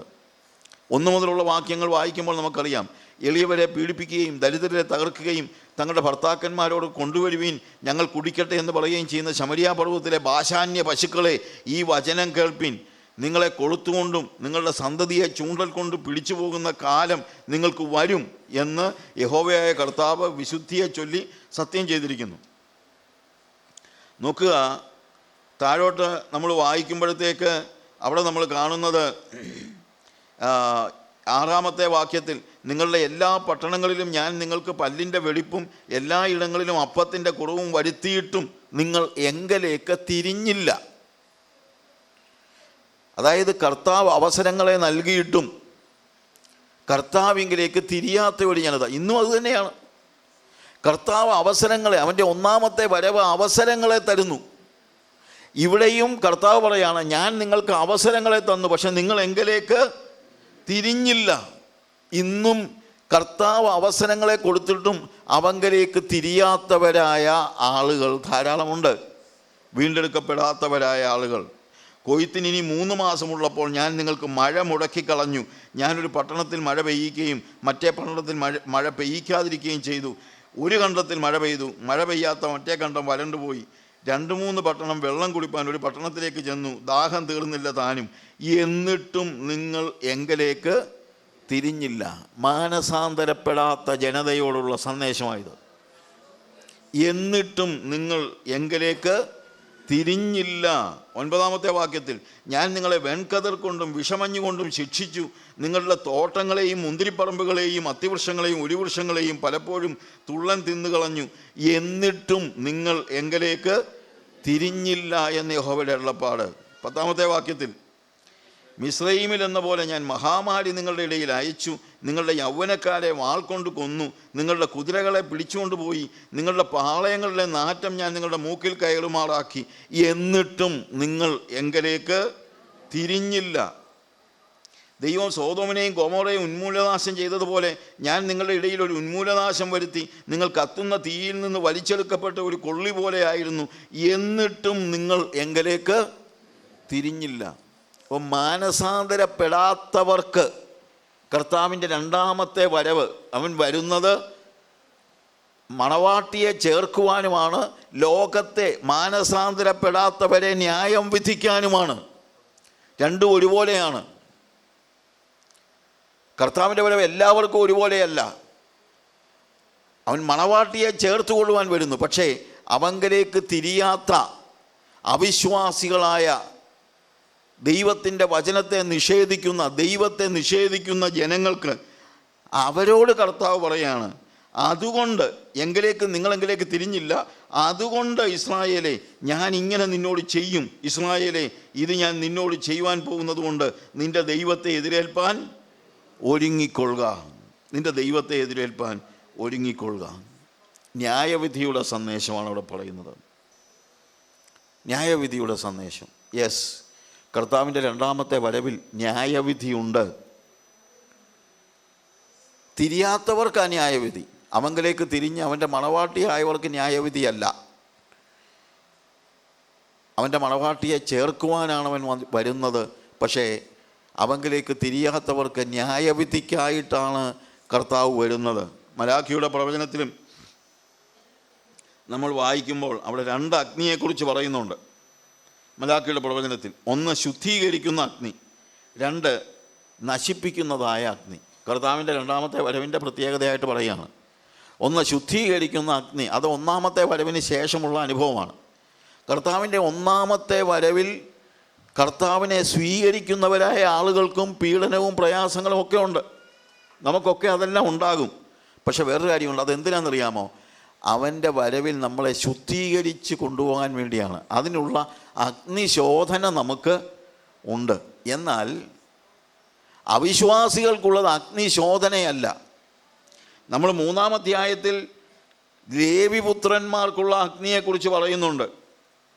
മലാഖിയുടെ പ്രവചനം 3-ാം അധ്യായം 1 മുതൽ, എനിക്ക് മുമ്പായി വഴി നിരത്തേണ്ടതിന് ഞാൻ എൻ്റെ ദൂതനെ അയക്കുന്നു.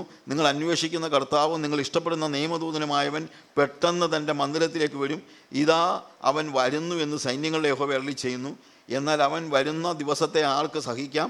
അവൻ പ്രത്യക്ഷനാകുമ്പോൾ 6 നിലനിൽക്കും. അവൻ ഊതിക്കഴിക്കുന്നവൻ്റെ തീ പോലെയും അലക്കുന്നവൻ്റെ ചാരവെള്ളം പോലെയും ഇരിക്കും. അവൻ ഊതിക്കഴിക്കുന്നത് പോലെയും വെള്ളി ശുദ്ധിപ്പെടുത്തുന്നവനെ പോലെയും ഇരുന്നുകൊണ്ട് ലേവിപുത്രന്മാരെ ശുദ്ധീകരിച്ച് പൊന്നുപോലെയും വെള്ളി പോലെയും നിർമ്മലീകരിക്കും. അങ്ങനെ അവർ നീതിയിൽ യഹോവയ്ക്ക് വഴിപാട് അർപ്പിക്കും.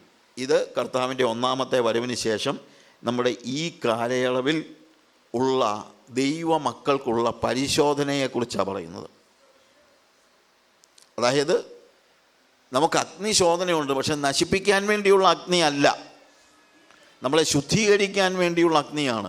കാരണം അവൻ്റെ വരവിൽ ശുദ്ധീകരിക്കപ്പെട്ടവരെയാണ് അവൻ എടുക്കുന്നത്. അതുകൊണ്ട് ദൈവം നമ്മളെ ശുദ്ധീകരിക്കുന്നുണ്ട്. പ്രശ്നങ്ങളുണ്ട്, പ്രതിസന്ധികളുണ്ട്. കർത്താവ് അറിയാതെ അല്ല ഇതൊക്കെ സംഭവിക്കുന്നത്. എന്തിനാണെന്നറിയാമോ? അവൻ വരുമ്പോൾ, അതിനെക്കുറിച്ച് നമ്മൾ പിന്നീട് പറയുന്നുണ്ട്, അവൻ വരുമ്പോൾ നമ്മൾ അവൻ്റെ രൂപം കണ്ടുകൊണ്ട് വേണം അവനെ എതിരേൽക്കാൻ. അത് ഞാൻ പറയാം, നാളെ പറയാം, സമയമനുസരിച്ച് പറയാം. അപ്പോൾ ദൈവം നമ്മളെ ശുദ്ധീകരിക്കുന്നു. എന്തിന്? അവൻ്റെ വരവിന് വേണ്ടി നമ്മളെ ഒരുക്കാനായിട്ട് അവൻ നമ്മളെ ശുദ്ധീകരിക്കുന്നു. ഈ ഗോൾഡ് സ്മിത്ത്, തട്ടാന്മാരെന്നൊക്കെ നമ്മൾ പറയുന്ന ഗോൾഡ് സ്മിത്ത്, പൊന്നുപണിക്കാർ പൊന്ന് ഉരുക്കുന്നത് പഴയ ആൾക്കാർക്കൊക്കെ അറിയാം, ഞാനൊക്കെ കണ്ടിട്ടുണ്ട്. പക്ഷേ എന്ന് വെച്ച് കഴിഞ്ഞാൽ അവർ തീക്കകത്തിട്ട്, കനലിനകത്തിട്ട് ഈ പൊന്ന്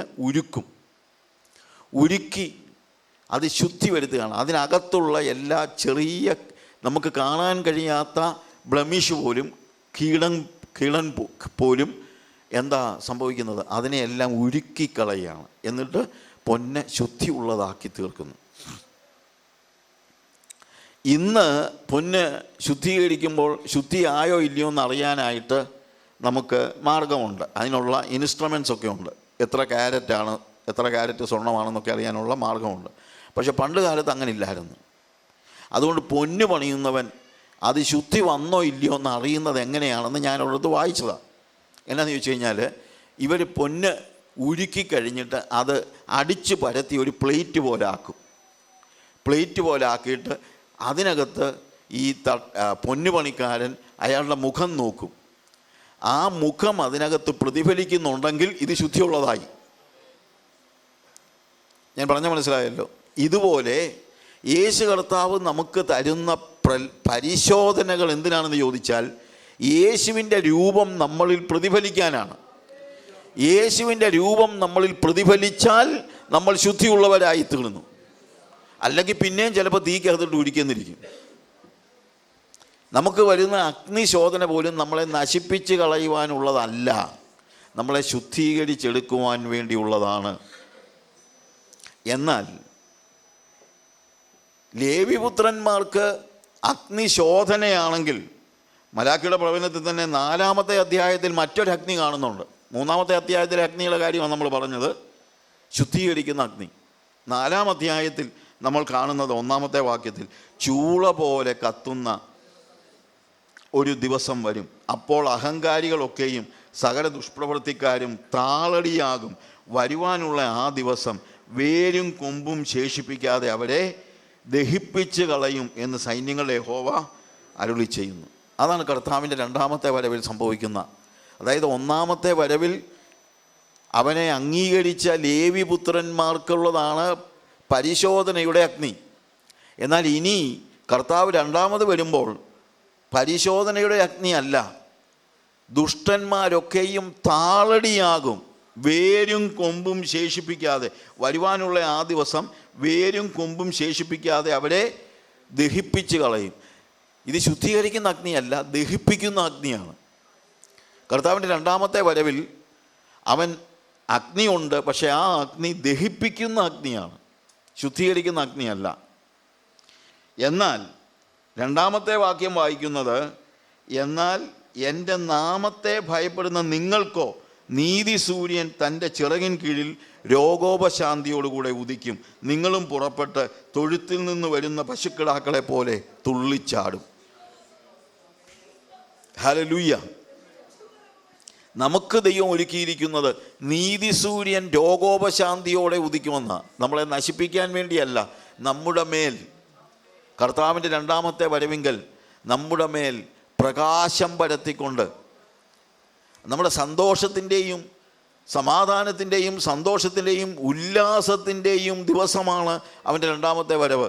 അന്ന് അവിടെ എഴുതിയിരിക്കുന്നത്, നിങ്ങളും പുറപ്പെട്ട തൊഴുത്തിൽ നിന്ന് വരുന്ന പശുക്കിടാക്കളെ പോലെ തുള്ളിച്ചാടും. കാരണം നമ്മുടെ കർത്താവ് 2-ാമത് വരുന്നു. ദൈവത്തിൻ്റെ നാമത്തെ ഭയപ്പെടുന്നവർക്ക് അതാണ് നമ്മുടെ പ്രത്യാശ. അതിനുവേണ്ടിയാണ് നമ്മൾ നോക്കിയിരിക്കുന്നത്, അതിനുവേണ്ടിയാണ് നമ്മൾ കാത്തിരിക്കുന്നത്. ഹല്ലേലൂയ. അങ്ങനെ കാത്തിരിക്കുന്നുണ്ടോ? നമ്മൾ അത് നോക്കിയിരിക്കുന്നുണ്ടോ? ദുഷ്ടന്മാർക്ക് വരുന്ന കർത്താവിൻ്റെ വരവ് ദുഷ്ടന്മാർക്ക് എങ്ങനെയാണോ അങ്ങനെയല്ല നമുക്ക്. കർത്താവിൻ്റെ വരവ് നമുക്ക് വ്യത്യസ്തമാണ്. നമ്മളെ തുള്ളിച്ചാടിക്കുന്നതാണ്, നമ്മളെ ആനന്ദിപ്പിക്കുന്നതാണ്, നമ്മുടെ ജീവിതത്തെ രൂപാന്തരപ്പെടുത്തുന്നതാണ്, നമ്മളെ കർത്താവിൻ്റെ സ്വഭാവത്തോട് അനുരൂപമാക്കുന്നതാണ്. അതിലാണോ നമ്മുടെ പ്രത്യാശ? കർത്താവിൻ്റെ 2-ാമത്തെ വരവിലാണോ നമ്മുടെ പ്രത്യാശ? അതോ ഇവിടുത്തെ കാര്യങ്ങളാണോ നമ്മുടെ പ്രത്യാശ? ഇന്നത്തെ ഒരു പ്രശ്നം എന്താണെന്നറിയാമോ? ഞാൻ മനസ്സിലാക്കുന്നിടത്തോളം കർത്താവിൻ്റെ 2-ാമത്തെ വരവിലല്ല നമ്മൾ പ്രത്യാശ പലപ്പോഴും. ഇവിടെ കർത്താവ് വല്ലതും തരുന്നോ ഇല്ലയോ എന്നുള്ളതാണ് നമ്മൾ പറയുന്നത് മുഴുവൻ. ഇന്ന് ഭൗമികതയിലേക്ക് നമ്മുടെ പ്രത്യാശ നീളുന്നതാണ് നമ്മൾ കാണുന്ന ഏറ്റവും വലിയ പ്രോബ്ലം. അതാണ് ഇന്ന് പ്രസംഗിക്കുന്നവർ മുഴുവൻ പ്രസംഗിക്കുന്നത് ഭൗമിക നന്മകളെക്കുറിച്ചാണ്. നിത്യതയെക്കുറിച്ചോ വരാൻ പോകുന്ന കർത്താവിൻ്റെ രണ്ടാമത്തെ വരവിൽ നമ്മൾ എടുക്കപ്പെടുന്നതിനെക്കുറിച്ചോ ഒക്കെയുള്ള പ്രസംഗങ്ങൾ എത്ര ചുരുക്കമാണ്. നിങ്ങൾ ഈ ടി വിയിലൊക്കെ കാണുന്നതാണല്ലോ. എത്ര പ്രസംഗമുണ്ട് കർത്താവിൻ്റെ രണ്ടാമത്തെ വരവിനെക്കുറിച്ച്, നിത്യതയെക്കുറിച്ച്. അതിന് നമ്മളെ ഒരുക്കുന്ന പ്രസംഗങ്ങൾ ഇന്ന് കേൾക്കാൻ തന്നെയില്ല. എല്ലാവരും പറയുന്നത് ഇവിടെ, ഇപ്പോൾ, ഇന്ന്. വേദവസം പറയുന്നത് അന്ന്, അവിടെ, അപ്പോൾ. ഇവിടുത്തെ പ്രസംഗം പറയുന്നത് ഇന്ന്, ഇവിടെ, ഇപ്പോൾ. യേശു ഇവിടെ, ഇപ്പോൾ, ഇന്ന് നിനക്കെല്ലാം തരാനുണ്ട്, വരുന്നുണ്ട്. ഭൂമിയിലെ കാര്യങ്ങൾ യേശുവിനെക്കുറിച്ച് അവർ പറയുന്നത്. പക്ഷേ അവരുടെ യേശുവിലുള്ള അവരുടെ പ്രത്യാശ മുഴുവൻ ഈ ആയുസ്സിൽ. നമ്മൾ കൊരിന്ത്യർ ലേഖനം 1 കൊരിന്ത്യർ 15-ാം അധ്യായം വായിക്കുമ്പോൾ അവിടെ നമ്മൾ കാണുന്ന ഒരു കാര്യമുണ്ട്. 15-ാം അധ്യായത്തിൻ്റെ 19-ാമത്തെ വാക്യത്തിൽ നമ്മൾ വായിക്കുന്നു, നാം ഈ ആയുസ്സിൽ മാത്രം ക്രിസ്തുവിൽ പ്രത്യാശ വച്ചിരിക്കുന്നു എങ്കിൽ നാം സകല മനുഷ്യരിലും അരിഷ്ടന്മാരത്രേ. നാം ഈ ആയുസ്സിൽ മാത്രം പ്രത്യാശ വച്ചിരിക്കുന്നു എങ്കിൽ. ഇന്നത്തെ പ്രസംഗങ്ങളുടെയൊക്കെ പ്രശ്നം അതാണ്. നമ്മുടെ പ്രോസ്പെരിറ്റി പ്രീച്ചേഴ്സ് എല്ലാം പ്രത്യാശ കൊടുക്കുന്നത് ഈ ആയുസ്സിലാണ്. യേശു വന്നിട്ടുണ്ട് ഇന്ന്, ഇപ്പോൾ, ഇവിടെ നിന്നെ സമ്പന്നനാക്കാൻ, നിനക്ക് കാശ് തരാൻ, നിനക്ക് വീട് തരാൻ, നിനക്ക് കാറ് തരാൻ എന്ന് പറഞ്ഞ് യേശുവിനെ ഈ ലോകത്തിൻ്റെ ഭൗമിക സമ്പത്ത് തരുന്ന ഒരു ATM മെഷീൻ പോലെ. ATM മെഷീൻ്റെ ഇവിടുത്തെ കാർഡ് കൊണ്ടിട്ട് കഴിഞ്ഞാൽ കാശ് ഇങ്ങോട്ട് ചാടും. ഇതുപോലെ നീ യേശുവേ എന്നൊന്ന് വിളിച്ചാൽ പൈസ ചാടി വരും, പൈസ ചാടി വരും, സമ്പത്ത് ചാടി വരും, നിനക്ക് വീട് ചാടി വരും, കാറ് ചാടി വരും എന്നൊക്കെ പറയുന്ന ഒരു അവസ്ഥ. ഹല്ലേലൂയ. നിങ്ങൾ ഈ ആയുസ്സിൽ മാത്രം പ്രത്യാശ വയ്ക്കുന്നു എങ്കിൽ. യേശു കർത്താവിൻ്റെ കാലത്തുണ്ടായിരുന്ന യഹൂദന്മാർ പലതരത്തിലുള്ള ആൾക്കാരുണ്ടായിരുന്നു.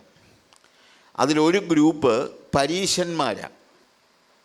പരീശന്മാരുടെ പ്രത്യേകത, അവർ വേദപുസ്തകമൊക്കെ അംഗീകരിക്കുകയും അറിയുകയും പഠിക്കുകയും പഠിപ്പിക്കുകയും.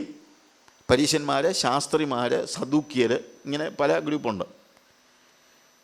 ശാസ്ത്രിമാർ വേദപുസ്തകം പഠിക്കുകയും പഠിപ്പിക്കുകയും ചെയ്യുന്നവരാണ്. പരീശന്മാർ ഈ കാര്യങ്ങളൊക്കെ അനുസരിക്കുന്നവരും. പരീശന്മാർ എത്ര മോശക്കാരാണെന്ന് നമുക്ക് ചിന്തിക്കേണ്ട കാര്യമില്ല. പലപ്പോഴും നമ്മൾ ചിന്തിക്കുന്നത് പരീശന്മാരെന്ന് നമ്മളിപ്പം ഇന്നിപ്പോൾ ഒരു ഫ്രേസ് പോലാണ്, അവനൊരു പരീശനാണെന്ന് പറഞ്ഞു കഴിഞ്ഞാൽ അവൻ കപടഭക്തനാണെന്നുള്ളൊരു അർത്ഥമേ വരുന്നുള്ളൂ. പക്ഷേ യേശുവിൻ്റെ കാലഘട്ടത്തിൽ അങ്ങനെയല്ലായിരുന്നു. ഇപ്പം പൗലോസ് തന്നെ പറയുന്നത് അഭിമാനത്തോടെ പറയുകയാണ്, ഞാൻ പരീശനിൽ നിന്ന് ജനിച്ച പരീശൻ എന്ന് പറയുന്നതെന്നു ചോദിച്ചു കഴിഞ്ഞാൽ, പരീശന്മാർ ദൈവത്തെ അറിയുകയും അനുഭവിക്കുകയും ചെയ്തിരുന്നവരാണ്. അവർക്ക് സ്വർഗത്തെക്കുറിച്ച് വലിയ പ്രത്യാശ ഉണ്ടായിരുന്നു. ഭൂമിയിലും അവർ ആത്മീയ കാര്യങ്ങളിലൊക്കെ. ഒരു പരീശൻ നിന്നുകൊണ്ട്, അവൻ കപടഭക്തനായിരിക്കും, പക്ഷെ അവൻ പറഞ്ഞു, ഞാൻ നേടുന്നതിലൊക്കെയും, ഞാൻ ആഴ്ചയിൽ 2 വട്ടം ഉപവസിക്കുന്നു, നേടുന്നതിലൊക്കെയും പ്രദാനം കൊടുക്കുന്നു. അപ്പോൾ ആത്മീക കാര്യങ്ങളിലൊക്കെ വലിയ താല്പര്യമുള്ള ഒരു സമൂഹമായിരുന്നു പരീശന്മാർ. ശാസ്ത്രിമാർ വേദപുസ്തകം പറയുകയും പഠിപ്പിക്കുകയും എഴുതുകയും ഒക്കെ ചെയ്തിരുന്നവരായ ആളുകളാണ്. എന്നാൽ മൂന്നാമത്തെ കൂട്ടുണ്ട് സദൂക്യർ. സദൂക്യരുടെ പ്രത്യേകത എന്താണെന്ന് ചോദിച്ചു കഴിഞ്ഞാൽ, അവർക്കും ദൈവവിശ്വാസമുണ്ട്, പക്ഷേ അവർക്ക് സ്വർഗത്തിൽ വിശ്വാസമൊന്നുമില്ല, മരണശേഷം ഒന്നും ഇല്ലെന്നാണ് അവർ വിശ്വസിക്കുന്നത്. അവർ പറഞ്ഞത്, നമുക്ക് ദൈവമുണ്ട്, നമ്മുടെ ദൈവം നമുക്ക് എന്ത് ചെയ്തു തരും? റോമിൽ നിന്ന് നമുക്ക് വിമോചനം തന്ന് ഇവിടെ ഇപ്പോൾ ഈ ഭൂമിയിൽ യഹൂദനെ രാജാക്കന്മാരാക്കും, അവരെ ധനികരാക്കും. ഇന്ന് നമ്മൾ റോമിന് കരം കൊടുക്കുന്നെങ്കിൽ നാളെ റോമാക്കാർ നമുക്ക് കരം തരും. അങ്ങനെ ദൈവം നമ്മുടെ ജീവിതത്തിൽ, ഈ ലോകത്തിൽ, ഈ രാഷ്ട്രം മുഴുവൻ നമുക്ക് തരും. ഭൂമിയിൽ നമ്മൾ ഒരു വലിയ ജനതയായി തീരും. സ്വർഗത്തിലോ അല്ല, അത് മരിച്ചു കഴിഞ്ഞൊന്നുമില്ല, പുനരുത്ഥാനം ഇല്ല, അതിനകത്ത് അവർക്ക് വിശ്വാസമില്ല. പുനരുത്ഥാനമൊന്നും അവർക്ക് വിഷയമല്ല. അതുകൊണ്ട് യേശുവിൻ്റെ അടുത്ത് സദൂക്യർ വന്നിട്ട് ചോദിക്കുന്നൊരു ചോദ്യമുണ്ട്. ഒരു സ്ത്രീ വിവാഹം കഴിച്ച കാര്യം നിങ്ങൾക്കറിയാമല്ലോ. 7 പേരെ വിവാഹം കഴിച്ചു, 7 പേരും മരിച്ചു. ഒരാൾ മരിച്ചു കഴിഞ്ഞപ്പോൾ അനിയനെ കല്യാണം കഴിച്ചു, അവൻ മരിച്ചു കഴിഞ്ഞപ്പോൾ മൂന്നാമത്തെ ആളെ കല്യാണം കഴിച്ചു. അങ്ങനെ ഓരോരുത്തരെ കല്യാണം കഴിച്ചു, എല്ലാവരും മരിച്ചു. അവർ ചോദിക്കുന്നൊരു ചോദ്യമുണ്ട്, എന്തുവാ, ഈ സ്ത്രീ പുനരുത്ഥാനത്തിൽ ആരുടെ ഭാര്യയായിരിക്കും? പുനരുത്ഥാനത്തിൽ.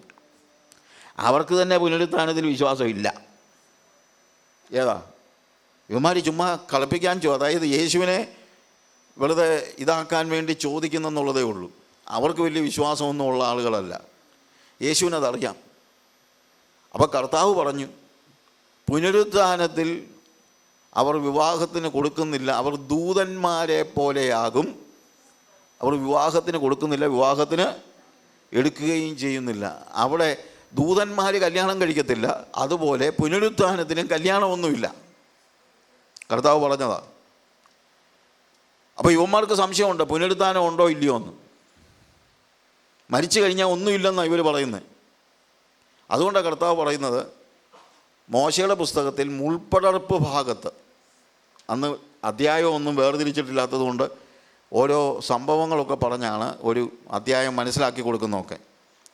മോശയുടെ പുസ്തകത്തിൽ നിന്ന് പറയാൻ കാര്യം, ഈ സദൂക്യർക്ക് മോശയുടെ 5 പുസ്തകം മാത്രമേ ദൈവവചനമായിട്ട് അവർ അക്സെപ്റ്റ് ചെയ്തിട്ടുള്ളൂ. പ്രവാചകന്മാരുടെ പുസ്തകങ്ങളൊന്നും അവരങ്ങനെ അക്സെപ്റ്റ് ചെയ്തിട്ടില്ല. അവർ വന്നു കഴിഞ്ഞപ്പോൾ കർത്താവ് അവർ വിശ്വസിക്കുന്ന വേദപുസ്തകത്തിൻ്റെ ഭാഗത്തു നിന്ന് തന്നെ പറഞ്ഞു. കർത്താവ് അബ്രഹാമിനോട് അല്ലെങ്കിൽ മോശയോട് പറയുന്ന വേദഭാഗം മുൾപ്പടർപ്പ് ഭാഗത്ത് മോശയോട് പറയുകയാണ്, ഞാൻ അബ്രഹാമിൻ്റെയും ഇസ്ഹാക്കിൻ്റെയും യാക്കോബിൻ്റെയും ദൈവമാകുന്നു. ഇത് പറയുമ്പോൾ അബ്രഹാമും ജീവിച്ചിരിപ്പില്ല, ഇസ്ഹാക്കും ജീവിച്ചിരിപ്പില്ല, യാക്കോബും ജീവിച്ചിരിപ്പില്ല. പക്ഷേ ഞാൻ അബ്രഹാമിൻ്റെയും ഇസ്ഹാക്കിൻ്റെയും ദൈവം ആയിരുന്നെന്നല്ല പറയുന്നത്, ഞാൻ അബ്രഹാമിൻ്റെയും ഇസ്ഹാക്കിൻ്റെയും യാക്കോബിൻ്റെയും ദൈവം ആകുന്നു. എന്നിട്ട് കർത്താവ് പറയുക, അവൻ ജീവനുള്ളവരുടെ ദൈവമാണ്, മരിച്ചവരുടെ ദൈവം അല്ല. അതിൻ്റെ അർത്ഥം അന്നും അബ്രഹാമും ഇസഹാക്കും യാക്കോബും ജീവിച്ചിരിപ്പുണ്ട്, ഭൂമിയിലല്ല, പുനരുത്ഥാനത്തിൽ. അത് പറയാനാണ് കർത്താവ് അത് പറയുന്നത്. ഈ സദൂക്യ ക്രിസ്ത്യാനികളുടെ, ഞാനത് ഇങ്ങനെ ഇടയ്ക്ക് കയറി പറഞ്ഞെന്നുള്ളതേ ഉള്ളൂ. സദൂക്യ ക്രിസ്ത്യാനികളുടെ പ്രത്യേകത എന്നറിയാമോ? അവരുടെ മുഴുവൻ പ്രത്യാശയും ഈ ഭൂമിയിലാണ്. അവർക്ക് ദൈവവിശ്വാസമുണ്ട്, യഹോവയിൽ വിശ്വാസമുണ്ട്, എല്ലാം ഉണ്ട്. പക്ഷേ യഹോവ നമുക്ക് ഇവിടെ ഇപ്പോൾ, അതാണ് സദൂക്യരുടെ വിശ്വാസം. ഇവിടെ ഇപ്പോൾ നമ്മളെ സഹായിക്കും, ഇവിടെ ഇപ്പോൾ നമ്മളെ രാജാക്കന്മാരാക്കും, ഇവിടെ ഇപ്പോൾ നമുക്ക് പണം തരും, പദവികൾ തരും, ഭരണം തരും. ഇത് തന്നെയല്ലേ ഇന്നത്തെ പ്രോസ്പെരിറ്റി പ്രീച്ചേഴ്സും പറയുന്നത്, ഇവിടെ ഇപ്പോൾ. അതുകൊണ്ട് ഞാനിവരെ വിളിക്കുന്നത് പരീക്ഷ ക്രിസ്ത്യാനികളെന്നല്ല, ഞാനിവിടെ വിളിക്കുന്നത് സദൂക്യ ക്രിസ്ത്യാനികൾ. ഇന്ന് ഏറ്റവും കൂടുതലുള്ളത് സദൂക്യ ക്രിസ്ത്യാനികളാണ്. സദൂക്യ ക്രിസ്ത്യാനികൾ. കാര്യം, യേശു ഈ ഭൂമിയിലെ കാര്യങ്ങൾക്ക് വേണ്ടി മാത്രമുള്ളത് എന്നുള്ളതായ ചിന്ത. യേശു ഇന്നത്തേക്ക് ഈ ലോകത്തിൻ്റെ സമൃദ്ധിക്ക് വേണ്ടി. അതുകൊണ്ട് അവർ കർത്താവിൻ്റെ 2ാമത്തെ വരവിനെക്കുറിച്ചൊന്നും അവർ പ്രതീക്ഷിക്കുന്നില്ലെന്നല്ല. അവരോട് ചോദിച്ചാൽ ഉണ്ടായിരിക്കും, വരുമായിരിക്കും. പക്ഷേ അവർ നിത്യതയുടെ ദർശനത്തിലല്ല ജീവിക്കുന്നത്. അവർ പ്രസംഗിക്കുന്നതും നിത്യതയല്ല. അവർ പ്രസംഗിക്കുന്നത് ഈ ഭൂമിയിൽ ഇപ്പോൾ. അടിസ്ഥാനപരമായി അവർ ഇവിടുത്തെ കാര്യങ്ങൾ മാത്രം പറയുന്നവരാണ്. യേശുവിനെ അവർ പരിചയപ്പെടുത്തുന്നത് ഭൗമിക അനുഗ്രഹങ്ങൾക്ക് വേണ്ടി മാത്രമാണ്. ഞാൻ പറഞ്ഞാൽ മനസ്സിലാകുന്നുണ്ടല്ലോ, ഭൗമിക അനുഗ്രഹങ്ങൾക്ക് വേണ്ടി. അങ്ങനെയുള്ള വ്യക്തികൾക്ക് നിത്യതയുടെ ദർശനമുണ്ടാവുകയില്ല എന്നുള്ളതാണ് ഏറ്റവും വലിയ പ്രത്യേകത. അവർ ഈ ആയുസ്സിൽ മാത്രം ക്രിസ്തുവിൽ പ്രത്യാശ വയ്ക്കുന്നവരാണ്, ഈ ആയുസ്സിൽ മാത്രം. എന്നാൽ യഥാർത്ഥത്തിൽ എന്താണ് ആവശ്യം? കർത്താവിൻ്റെ 2ാമത്തെ വരവിൽ നമ്മൾ എടുക്കപ്പെടുമ്പോൾ നമ്മൾ പിന്നീട് ജീവിക്കാൻ പോകുന്നത് നിത്യതയിലാണ്. ആ നിത്യതയുടെ ദർശനം നമുക്കുണ്ടാകണം. നമ്മുടെ പ്രത്യാശ നിത്യതയിലായിരിക്കണം. നമ്മളെ ചേർക്കുവാൻ വരുന്ന യേശു കർത്താവ്. ഈ ഭൂമിയിലല്ല നമ്മുടെ പ്രത്യാശ ആവശ്യമായിരിക്കുന്നത്, കർത്താവിൻ്റെ 2ാമത്തെ വരവിലാണ്. കർത്താവിൻ്റെ 1ാമത്തെ വരവ് നമുക്ക് അവസരങ്ങളെ തന്നു, നമ്മളത് ഉപയോഗിച്ചു, നമ്മൾ ദൈവമക്കളായി, നമ്മൾ കർത്താവുമായിട്ടുള്ള ബന്ധത്തിൽ ഇവിടെ ജീവിക്കുന്നു, എല്ലാം ശരിയാണ്. പക്ഷേ നമ്മുടെ വിശ്വാസത്തിൻ്റെ അടിസ്ഥാനം കർത്താവിൻ്റെ 1ാമത്തെ വരവാണെങ്കിൽ നമ്മുടെ പ്രത്യാശയുടെ അടിസ്ഥാനം കർത്താവിൻ്റെ രണ്ടാമത്തെ വരവാണ് നമ്മുടെ പ്രത്യാശയുടെ അടിസ്ഥാനം. ഞാനതാ നോക്കുന്നത്. എനിക്കത് മതി, എൻ്റെ കർത്താവിൻ്റെ രണ്ടാമത്തെ വരവ്. അവൻ്റെ രണ്ടാമത്തെ വരവിലാണ് ഞാൻ പ്രത്യാശ വച്ചിരിക്കുന്നത് എന്നുള്ളത് നമ്മൾ മനസ്സിലാക്കണം. ഇന്ന് പൊതുവേ ഉള്ള പ്രശ്നം എന്നറിയാമോ? നിത്യതയെക്കുറിച്ചുള്ള ഒരു ടീച്ചിങ്ങുമില്ല, പഠനങ്ങളുമില്ല, ഒന്നുമില്ല. അതുകൊണ്ട് എന്താ, പലപ്പോഴും നിത്യതയുടെ ദർശനത്തിൽ ജീവിക്കാൻ നമ്മൾ പരിശ്രമിക്കുന്നില്ല. പ്രത്യുത എന്താ നമ്മൾ ചിന്തിക്കുന്നത്? എനിക്ക് എങ്ങനെങ്കിലും ഈ ഭൂമിയിൽ എന്തെങ്കിലും വേണം. അതാ ഇന്ന് വന്ന് പ്രസംഗിക്കുന്നതും. ആൾക്കാർക്ക് വേണ്ടത് കൊടുക്കുന്ന. ഇപ്പം ഞാൻ ജേർണലിസത്തിന് പഠിച്ചുകൊണ്ടിരുന്ന സമയത്ത് അന്ന് ഒരു പ്രാവശ്യം മംഗളം പത്രമല്ല, മംഗളം വാരിക, മനോരമ വീക്കിലിയേക്കാൾ കൂടുതൽ സർക്കുലേഷൻ ഉണ്ടായി.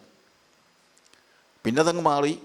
മനോരമ വീക്കിലിയേക്കാൾ കൂടുതൽ ഒരിക്കൽ മംഗളത്തിന് ഇത് ഉണ്ടായി.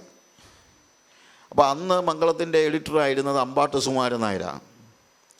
അമ്പാട്ട് സുകുമാരൻ നായർ ഞാനും അന്ന് ഞാൻ മരിപ്പച്ച് നടത്തുന്ന സമയമാണ്. അങ്ങനെ ഞങ്ങൾക്ക് ബന്ധമുണ്ട്, സ്നേഹമുണ്ട്, എപ്പോഴും കാണും.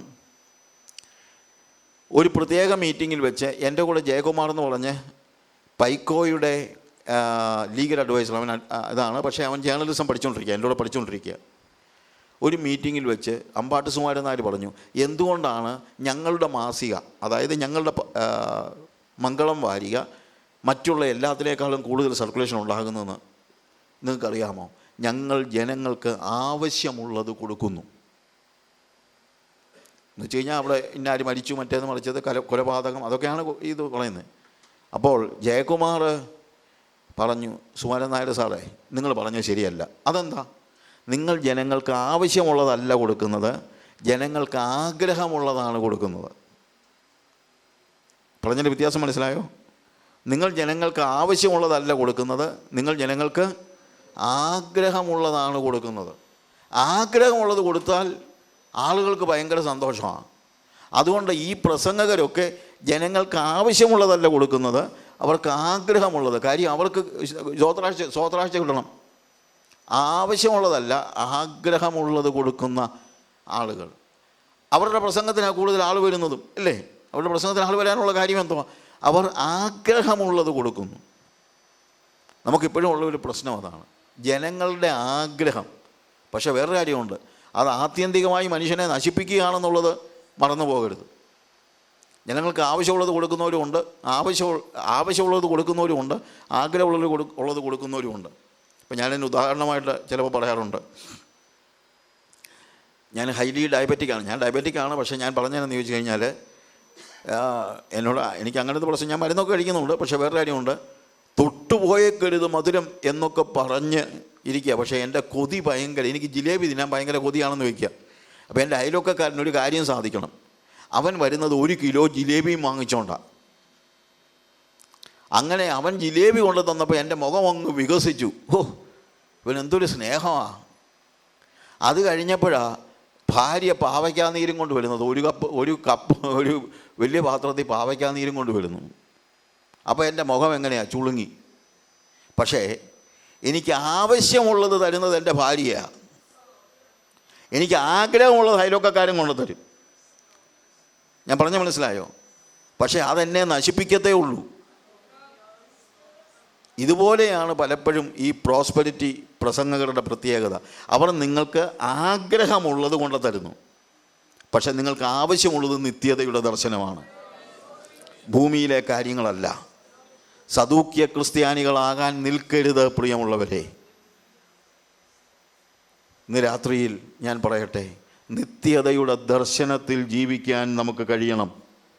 നിത്യതയുടെ ദർശനത്തിൽ, അതിനുവേണ്ടി നമ്മളെ തന്നെ നമ്മൾ ഒരുക്കണം.